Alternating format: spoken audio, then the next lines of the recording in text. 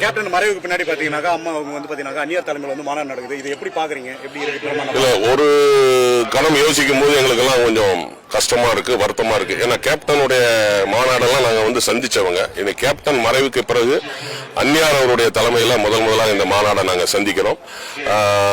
நல்லா இருக்கு. ஏன்னு கேட்டீங்கன்னா உங்களுக்கே தெரியும் எவ்வளவு பிரம்மாண்டமா இருக்கு அப்படிங்கிறது தெரியும். ஏன்னா மற்ற கட்சி மாநாடுகளை நீங்க பார்த்திருப்பீங்க, எங்க கட்சி மாநாடையும் நீங்க பார்க்க போறீங்க. நிச்சயமா வந்து சிறப்பா இருக்கும். ஏன்னா இந்த கடலூர் மாவட்டம் வந்து எப்பவுமே கேப்டனுக்கு வந்து பிடித்தமான மாவட்டம், கேப்டனுக்கு கெத்தான மாவட்டம். ஏன்னா இங்க இருந்து அவர் முதல்ல சட்டமன்ற உறுப்பினராக போனாரு. சோ வந்து நிச்சயமா வந்து இந்த மாநாடு சிறப்பா இருக்கும். இப்ப கேப்டன் மாதிரி அவர் பாத்தீங்கன்னா பல்வேறு புகைப்படங்கள் வந்து பாத்தீங்கன்னா இந்த இடத்துல வந்து பங்கு பெற்று இருக்கு. அதை பார்க்கும்போது அவர் மறுபடியும் பாக்குற மாதிரி ஒரு உணர்வு வருது. அனைவரும் செல்ஃபி எடுத்துறாங்க, மகிழ்ச்சி வெளிப்படுத்துறாங்க. அது எப்படி இருக்கு? அந்த தலைவருடைய அந்த சிலைகளை பார்க்கும்போது தத்ரூபமா இருக்கு எல்லாமே.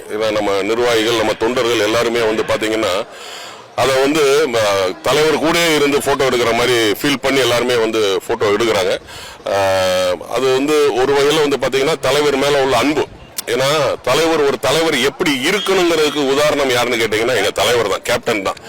தலைவருங்கிற அந்த பதவியை வச்சுக்கிட்டு தலைவருங்கிற பதவியை வச்சுக்கிட்டு சொத்துக்காக சுகத்துக்காக வந்து வேலை செய்யக்கூடாது.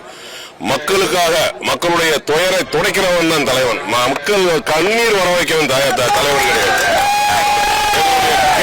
எங்களுடைய கேப்டன் வந்து எந்த ஒரு இடையூறு வந்தாலும் சரி மக்களுக்கு, அது சென்னையில வெள்ளம் வந்தாலும் சரி, ஆந்திராவில் புயல் அடிச்சாலும் சரி, ஒரிசாவில் பூகம் வந்தாலும் சரி, மகாராஷ்டிராவில் நிலநடுக்கம் வந்தாலும் சரி, செண்டூர் வெடி விபத்தானாலும் சரி, விவசாய பிரச்சனையா இருந்தாலும் சரி, நெசவாளர் பிரச்சனையா இருந்தாலும் சரி, காஞ்சிபுரம் ரயில்வே விபத்தானாலும் சரி, கும்பகோணத்தில் பள்ளிக்கூட தீ விபத்தானாலும் சரி, இலங்கை பிரச்சனையா இருந்தாலும் சரி, எதா இருந்தாலும் முதல்ல வந்து நிப்பார், நிதி கொடுப்பார்.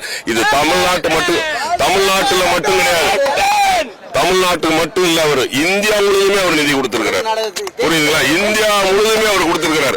ஒரு சிலருக்கு வந்து இப்போ வந்து கட்சி ஆரம்பிச்சுட்டு நிதியை கொடுத்துட்டு இருக்காங்க.